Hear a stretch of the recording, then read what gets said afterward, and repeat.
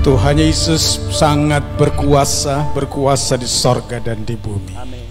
Dan kuasanya tidak berubah dulu, Amin. sekarang, sampai selama-lamanya. Kami percaya. Itulah pengakuan kami Tuhan, dan kami percaya itu.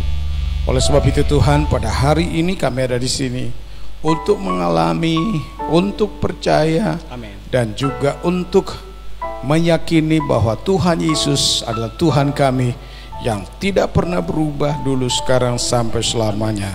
Dimuliakanlah Tuhan Yesus Kristus hari ini, besok, sampai selamanya. Dan kami mendengarkan firman-Nya. Yang percaya diberkati katakan amin. Silakan duduk Bapak Ibu yang terkasih. Shalom, apa kabar? Kabar baik, saya sehat. Bulan ini kita sampai kepada mujizat dan tanda-tanda. Untuk apa mujizat dan tanda-tanda diberikan pada gereja? Dan hari ini kita akan belajar sedikit tentang kuasa Yesus yang tanpa batas, ya, tanpa jarak. Namun sebelumnya saya minta saudara untuk baca dulu untuk apa mujizat dan tanda-tanda diberi. Kalau kita faham untuk apa mujizat dan tanda-tanda, saudara akan tenang, bahagia menghadapi apapun. Yohanes pasalnya yang ke-20 ayat 30 sampai 31. Untuk apa sih mujizat? Masih perlu enggak saya mengalami mujizat dan tanda hari ini? Kalau tidak perlu jangan paksa-paksa, nanti saudara stres.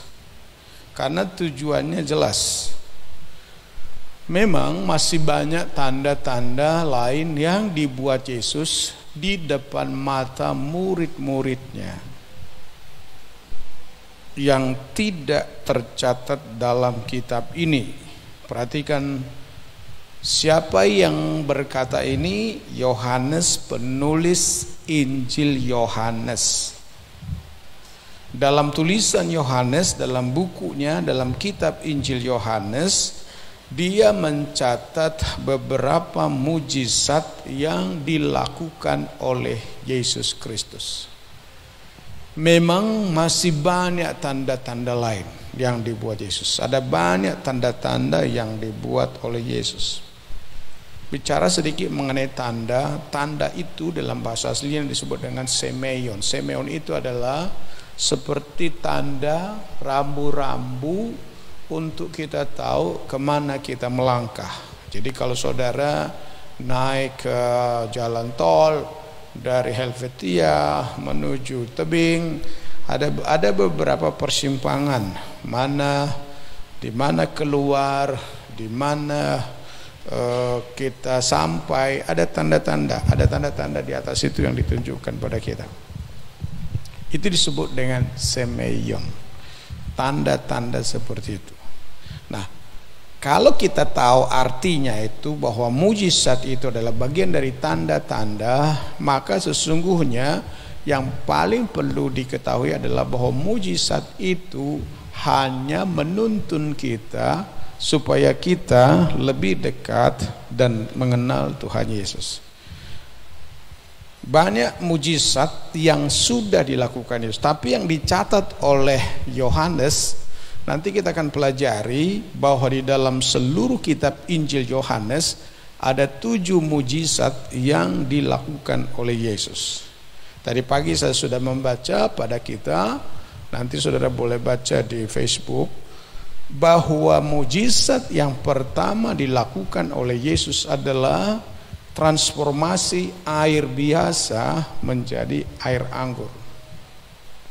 Jadi Tuhan Yesus mengubah air cuci kaki menjadi anggur. Dan dalam Injil Yohanes pasal 2 itu dikatakan gini, ketika Tuhan Yesus mengadakan mujizat itu, diberikan kepada orang yang hadir di pesta. Orang yang hadir di pesta itu termasuk pemimpin pesta. Dia yang bilang begini, kenapa kamu justru simpan anggur yang terbaik sampai hari ini? Jadi dari situ saya ambil kesimpulan bahwa Tuhan Yesus itu selalu memberikan yang terbaik, memberikan yang excellent. Yesus selalu memberikan yang terbaik. Nah, ada 7 mujizat, dan sebentar saya akan membaca mujizat yang kedua. Tetapi semua yang tercantum di sini, Alkitab katakan, semua yang dicatat di sini supaya kamu percaya bahwa Yesuslah Mesias, Anak Allah, dan supaya kamu oleh imanmu memperoleh hidup dalam namanya. Jadi untuk apa mujizat perlu di dalam gereja dan dalam pelayanan?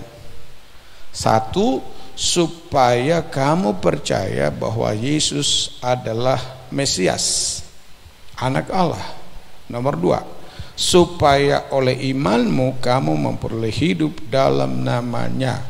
Dengan membaca ini, saudara harus masuk kepada pemahaman yang lebih indah sebagai gereja Tuhan, supaya saudara bahagia, supaya senang. Kalau saudara sudah percaya pada Tuhan Yesus Kristus, masih perlu enggak hal-hal mujizat terjadi pada saudara? Masih perlu enggak? Atau yang biasa-biasa saja terjadi? Saudara kalau dalam hidup sehari-hari tidak perlu tuntut mujizat. Mujizat itu adalah hal-hal yang terjadi di luar jangkauan akal kita. Itu mujizat. Seperti yang terjadi kepada orang-orang Israel ketika mereka mau keluar dari Mesir. Tuhan izinkan ada mujizat, ada 10 tulah terjadi di Mesir. Mereka bisa menyeberangi laut Teberau. Mereka bisa minum dari air batu yang dipukul oleh Musa, keluar air. Itu mujizat. Itu semua di luar jangkauan akal. Tapi sekarang ini saudara sudah percaya sama Tuhan Yesus. Jadi kalau sudah percaya kepada Tuhan Yesus, jangan tuntut mujizat untuk hidup sehari-hari. Jangan tuntut. Tetapi untuk pelayanan perlu. Untuk pelayanan perlu. Misalnya saudara mau melayani di sebuah daerah, kenapa orang ini tidak mau percaya kepada Yesus? Biasanya mereka menuntut, buktikan pada kami bahwa Yesus kamu itu berkuasa. Maka saudara boleh mengadakan mujizat. Seperti yang terjadi ketika Pentakosta sudah terjadi dalam Kisah Rasul pasal 2. Dalam pasal 3, khotbah yang disampaikan oleh Bapak Yuda adalah bahwa terjadi mujizat di pintu elok.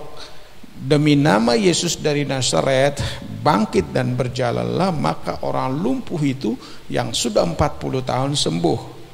Supaya orang percaya, itulah tujuan mujizat. Jadi saudaraku, kalau saudara datang di sini normal-normal saja. Supaya dapat makan harus bekerja. Supaya dapat uang harus bekerja. Supaya dapat untung lebih besar, berlipat-lipat harus berdagang. Di situ saja, nggak datang duduk-duduk, sudah duduk terus duduk. Mujizat, curahkanlah mujizat terjadi sekarang ini. Tapi saudara malas, nggak mau kerja, nggak mau buka proyek. Jangan harapkan mujizat terjadi. Jadi saudara harus bekerja. Jangan pernah berharap ada untung 2 kali lipat, panen berlipat-lipat, kalau saudara tidak pernah berdagang dan menanam, menabur. Jadi tugas kita adalah bekerja. Semasih siang, ayo kerja. Semasih ada tenaga, jangan ada yang malas. Semasih ada kesempatan, pakai seluruh kesempatan ini untuk berusaha. Kita rendah hati, tidak ada uang, ayo lamar kerja ke orang lain.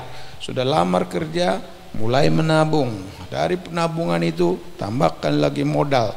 Dari tambah modal, tambahkan lagi. Makin menabur lagi, maka kita ini akan mendapat untung lebih besar. Mujizat itu perlu ada sesuai firman Tuhan ini, supaya orang percaya bahwa Yesus adalah Tuhan, Yesus adalah anak Allah, supaya kamu oleh imanmu beroleh hidup dalam namanya. Semua kita yang sudah di gereja ini sudah percaya Yesus Kristus. Semua kita yang ada di sini sudah percaya kalau kita mati kita masuk sorga, dan hidup kita semuanya adalah hidup yang sudah beriman. Apapun kita kerjakan pasti ditolong oleh Tuhan Yesus Kristus. Itulah maksud tujuan mujizat. Jangan pernah saudara berkata, saya mau datang ke gereja kalau terjadi mujizat. Saudara jahat di hadapan Tuhan, karena saudara sudah percaya Yesus. Jangan pernah berkata kepada Tuhan Yesus, Tuhan Yesus, saya akan kasih perpuluhan kalau saya ini anak saya disembuhkan. Jangan nantang seperti itu. Karena kita ini hati kita sudah lembut, dilembutkan oleh percaya kita pada Yesus Kristus.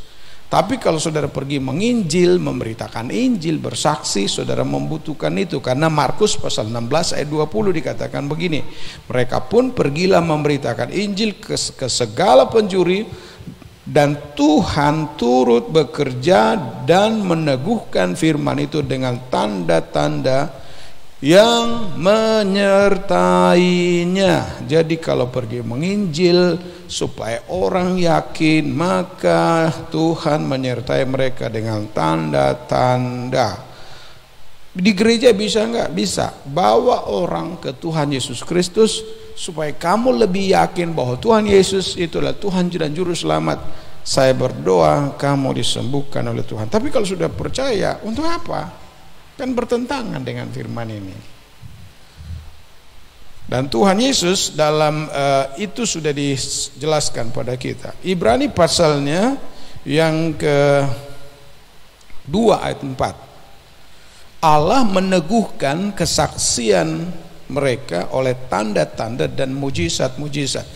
Jadi mujizat itu perlu diberikan Tuhan pada kita kalau kita bersaksi dengan berbagai-bagai pernyataan kekuasaan dan karena Roh Kudus yang dibagi-bagikannya menurut kehendaknya. Sampai di sini saudaraku. Sekarang ini kita menyadari kalaupun suatu saat kita berdoa di dalam gereja di tempat ini, sesungguhnya kita sudah sampai sekarang ini pada terus kita diperlengkapi dan diperlengkapi menjadi orang-orang yang sungguh-sungguh setia sama Tuhan. Tadi pagi saya sudah membaca mujizat yang pertama dilakukan Yesus dalam kitab Injil Yohanes, dan sekarang kita lihat mujizat yang kedua. Dalam Yohanes pasalnya yang keempat ayat 46 sampai ayatnya yang ke-54. Yohanes pasalnya yang keempat ayat 46 sampai ayat 54. Maka Yesus kembali lagi ke Kana di Galilea, di mana ia membuat air menjadi anggur. Itu sudah dibaca dalam pasal yang kedua. Dan di Kapernaum ada seorang pegawai istana, anaknya sedang sakit. Ketika ia mendengar bahwa Yesus telah datang dari Yudea ke Galilea, pergilah ia kepadanya lalu meminta supaya ia datang dan menyembuhkan anaknya, sebab anaknya itu hampir mati. Maka kata Yesus kepadanya, jika kamu tidak melihat tanda-tanda dan mujizat, kamu tidak percaya. Jadi tujuan mujizat itu supaya percaya. Pegawai istana itu berkata kepadanya, Tuhan, datanglah sebelum anakku mati. Kata Yesus kepadanya, pergilah, anakmu hidup. Orang itu percaya akan perkataan yang dikatakan Yesus kepadanya, lalu pergi. Ketika ia masih di tengah jalan, hamba-hambanya telah datang kepadanya dengan kabar bahwa anaknya hidup. Ia bertanya kepada mereka, pukul berapa anak itu mulai sembuh? Jawab mereka, kemarin siang pukul 1 dengan demamnya hilang. Maka teringatlah ayah itu bahwa pada saat itulah Yesus berkata kepadanya, anakmu hidup. Lalu ia pun percaya, ia dan seluruh keluarganya. Dan itulah tanda kedua yang dibuat Yesus ketika ia pulang dari Yudea ke Galilea. Apa yang perlu kita pelajari dari peristiwa mujizat tanda yang dibuat oleh Yesus ini hari ini kepada kita sekalian tentang Yesus Kristus? Mujizat yang kedua ini mengajarkan kepada kita nomor satu, jangan pernah memaksa Yesus untuk melakukan keinginanmu. Izinkan Yesus berdaulat penuh, mengatur dirinya sendiri. Kita ini kan kadang keterlaluan atur-atur Yesus. Izinkan Yesus itu suka-sukanya. Jadilah kehendakmu. Itu doa yang sudah diajarkan Yesus pada kita. Kalau kamu berdoa, jadilah kehendakmu. Jangan pernah memaksa Tuhan Yesus. Doa-doa kita yang selama ini hampir-hampir melenceng, ayo dirubah. Ada doa yang maksa Yesus, ya, dia bilang, wah kami klaim artinya tuntut, kami klaim janji Tuhan. Apa artinya klaim? Klaim itu adalah kita kasih sesuatu sama orang lain, dan misalnya kita kasih modal sama orang lain, dan modal itu dari kita dan pasti ada untungnya, lalu tanggal tertentu kita sudah harus mendapat untung, lalu kita tulis klaim, nuntut hak kita. Pada Yesus jangan gitu, saudaraku, jangan kita sombong, aku klaim. Nomor dua, mari kita mulai belajar sebagai anak-anak Tuhan, jangan pernah maksa-maksa Tuhan Yesus. Boleh nggak berdoa dalam nama Yesus? Boleh, nggak salah, tapi jangan maksa. Dalam nama Yesus, keluar kau iblis, keluar kau setan. Kedudukan, punya pegawai lagi. Orang yang sudah pegawai ini udah biasa ngatur, lalu dia sakit anaknya, pastilah anaknya itu dicintainya kan. Lalu kala itu ia mendengar bahwa Yesus datang lagi di Yudea dan di Galilea, pergi dia kepadanya, minta. Apa permintaan yang pertama? Datanglah sembuhkan anakku. Ya, jangan-jangan dikasih juga kolekte ya, ingot-ingot. Romaho, pemalum, na ongkos. Nomor dua, dia bilang lagi, pegawai istana itu ayat 49 berkata padanya, Tuhan datanglah sebelum anakku mati. Maksa. Tapi apa kata Yesus? Memang kamu ini nggak percaya sebelum lihat tanda. Waktu itu orang ini, pegawai istana itu, belum percaya sepenuhnya pada Yesus. Lalu Yesus katakan, kamu kalau nggak dikasih mujizat, memang kamu nggak percaya. Datanglah. Lalu apa kata Yesus? Ayat 50, kata Yesus kepadanya, pergilah, anakmu hidup.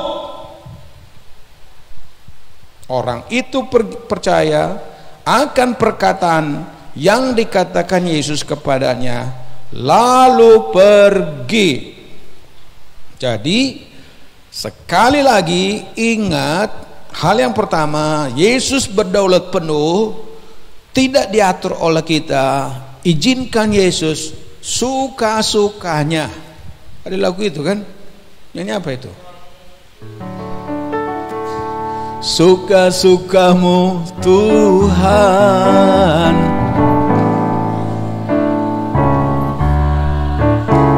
suka-sukamu Tuhan, suka-sukamu Tuhan, suka-suka Tuhan. Hidup saudara pun suka-sukanya Tuhan, lomom Tuhan. Jadi kalau saudara mati besok, bilang apa? Lomom Tuhan, suka mau Tuhan. Keinginan Tuhan yang kita harus ikuti pada hari-hari ini. Kalau mau jadi orang Kristen yang benar, jangan diatur oleh kita. Biarlah Tuhan yang mengatur kita, dan aturannya semua sudah ada di Alkitab ini, sudah ada di sini. Kita tinggal ikut apa aturan Tuhan. Itu nomor satu. Nomor dua, kita harus lihat di sini siapa Yesus, bahwa perkataan Yesus berkuasa. Perkataan Yesus berkuasa. Perhatikan di sini dalam firman Tuhan. Maka kata Yesus kepadanya, pergilah, anakmu hidup.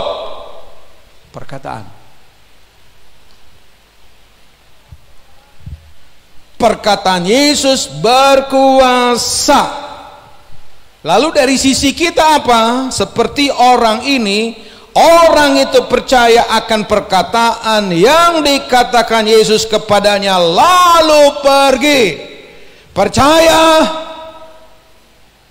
lalu dia pergi, anakmu hidup. Perkataan Yesus berkuasa. Kalau Yesus berkuasa kepada kita pada hari ini, engkau pasti diberkati sesuai dengan perkataan Yesus. Aku datang supaya mereka hidup, dan hidupnya berkelimpahan. Asal engkau percaya di dalam Yesus, engkau berkelimpahan. Percaya. Kadang-kala kita nggak percaya apa kata Tuhan Yesus. Percaya dan lakukan apa yang dikatakan Yesus. Lakukan apa yang tertulis di sini. Lakukan saja apa yang tertulis dalam Alkitab ini. Kau usah melenceng ke kiri dan ke kanan. Musa berkata kepada Yosua, Musa mendengarkan perintah dari Tuhan untuk disampaikan kepada Yosua. Yosua, engkau memang masih muda. Asal engkau tidak menyimpang ke kanan dan ke kiri sesuai dengan perkataan dan peraturan yang kuberikan padamu pada hari ini, apapun kau lakukan pasti engkau berhasil. Firman Tuhan itu ya dan amin. Lakukan aja. Lakukan perkataan Yesus itu. Kalau Yesus berkata kepadamu bertobat, kita bertobat tiap hari. Apapun yang dikatakan oleh Yesus, lakukan saja. Amin. Engkau sehat. Cuma Pak betul yang betul menyampaikan. Bapak 1000 yang nonton acara ini di rumah sakit, dan kau melihat acara ini, di dalam nama Yesus kau sembuh.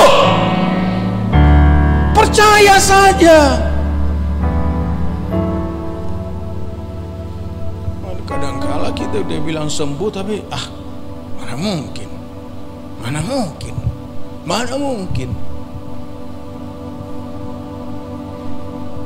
Lakukan saja apa yang dikatakan Yesus, pasti kita melihatnya. Karena perkataan Yesus berkuasa. Lakukan saja karena percaya. Nomor 3, terakhir. Semua bilang, oh haleluya. Enak kan singkat ibadah kan? Oh haleluya. Nomor 3 apa? Ingatlah bahwa Yesus kuasanya tidak dibatasi oleh apapun. Katakan apa? Tidak dibatasi oleh jarak, tidak dibatasi oleh spasi. Tuhan Yesus tidak harus sentuh kepala kita baru kita sembuh. Kalau diletakkan tangan kita, puji Tuhan. Dan Tuhan sudah mengizinkan itu 2 tahun terakhir ini. Pendeta pun tidak harus meletakkan tangan di atas kepalamu, karena semakin diletakkan tangannya di kepalamu, kau tertular Corona 19. Makanya jarak jauh. Yang kita percayai adalah kata-kata Tuhan. Hari-hari ini saya sudah meletakkan tangan ya. Makanya nggak sering-sering. Percaya saja perkataan Tuhan Yesus, sebab Tuhan Yesus tidak dibatasi oleh jarak, tidak dibatasi oleh waktu. Waktu Tuhan kalau dia berkata, jadilah padamu apa yang kau imani, itu jadi. Katakan amin. Gak dibatasi oleh waktu. Jadi kalau di sini saudara berdoa, ada anak-anakmu sekarang jauh di mana-mana, kalau Yesus berkata firman-Nya, pasti terjadi. Makanya sekali-sekali doakan anakmu pakai telepon, pakai video call. Katakan sama dia, aku mau berdoa padamu pada hari ini. Tuhan sembuhkan dan Tuhan tolong kau dimanapun engkau berada. Termasuk doa Zoom kita itu gak harus rapat-rapat doa kita kan. Di rumah masing-masing kita sudah bisa berdoa bersama-sama lewat Zoom, karena Yesus tidak dibatasi oleh jarak. Bagi Yesus itu tidak dibatasi oleh pembatas-pembatas apapun.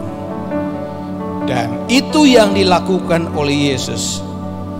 Lalu mulai orang ini bertanya, karena tiba-tiba datang orang melapor kan, lapor lari-lari hamba-hambanya. Mereka bilang sama pegawai istana ini, Pak, hormat tuanku, itu anak bapak sudah hidup dan sembuh.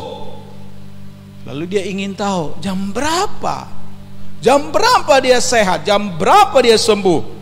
Lalu mereka laporkan, kemarin siang pukul 1 demamnya hilang.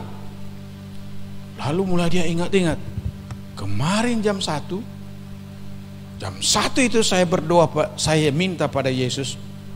Dan kemarin persis Yesus berkata, anakmu hidup.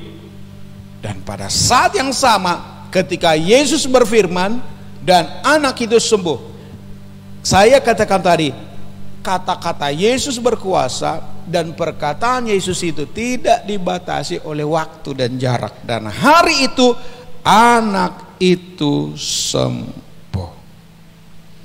Maka teringat ayahnya itu akan hal itu. Dan oh haleluya, puji Tuhan, mujizat terjadi seperti ini. Maka ia pun percaya, dan ia dan seluruh keluarganya percaya pada Yesus.